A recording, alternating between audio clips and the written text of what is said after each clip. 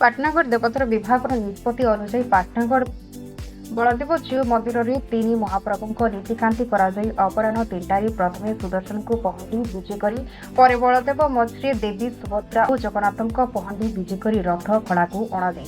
रथ उपर प्रभु आरती पर धूमधाम रथ टड़ा चलित वर्ष प्रबल वर्षा सत्वे हजार हजार भक्तों समागम होता। पाटनागढ़ प्रशासन और पुलिस पक्षर कड़ा सुरक्षा व्यवस्था कर पवित्र रथयात्रा पाटनागढ़ उपजिलापाल तथा देवतर अधिकारी सुनील कुमार मेहर और पुलिस मंडल अधिकारी सदानंद पूजारी मिलित प्रत्यक्ष तत्वावधान मजिस्ट्रेट भाभी तहसिलदार रुद्रमोहन नायकों व्यापक पुलिस मुतयन कर ठीक समय माउसी मंदिर में 3 ठाकुरों रथ पहुंचीला। रथयात्रा देखा पाटनागढ़ तार आसपास अंचल प्राय 50,000 लोकों समागम होता। रथयात्रा समय पाटनागढ़ सहर में विभिन्न अनुष्ठान पक्षर रास्तार उभय पार्श्व विभिन्न प्रकार भोग बंटन कर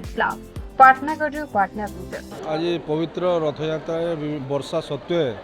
लोक मानकर भिड़ जमी 3टा रथ टणा हो महिला माने गोटे रथ को टाणुंट और खूब सुंदर ढंग से आम वर्षा सत्वे पुलिस व्यवस्था आम 3 प्लाटून फोर्स और ऑफिसर्स मुतयन होती ट्रैफिक व्यवस्था कराई आम कौन भी इवेंचुअलिटीज प्रस्तुत मु आशा करुँच भगवान आमको सहाय होंतु एवं लोक मानक समस्ते सुस्थ एवं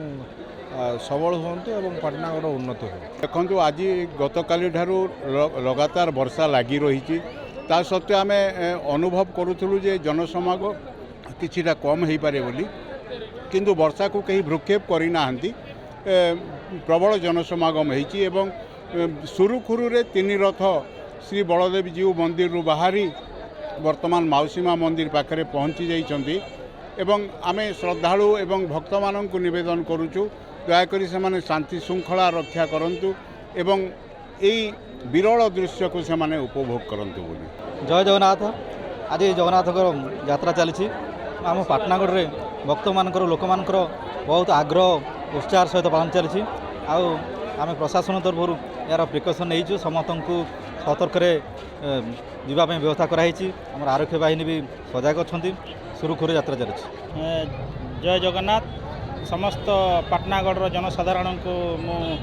प्रथमे तो तांको धन्यवाद देवी जे आज जो आमर पवित्र